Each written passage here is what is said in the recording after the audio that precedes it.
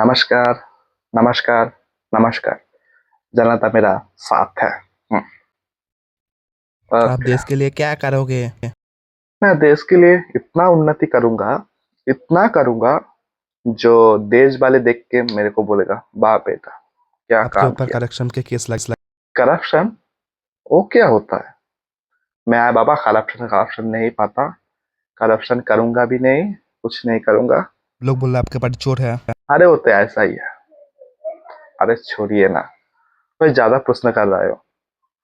उसको मुंह पे दो तीन पैसे फेंक के मार दे। अरे नहीं नहीं नहीं, जनता मेरा साथ है ना। अब लोग बोल रहे हैं तुम वोट चोर करते हो। अरे वोट चोरी वो क्या होता है? नहीं नहीं नहीं नहीं, हम लोग ऐसा नहीं करते। वो तो विपक्ष का षड्यंत्र है, क्योंकि हम लोग को बैठने नहीं देगा। ओके, जनता मेरा साथ है। वोट देना।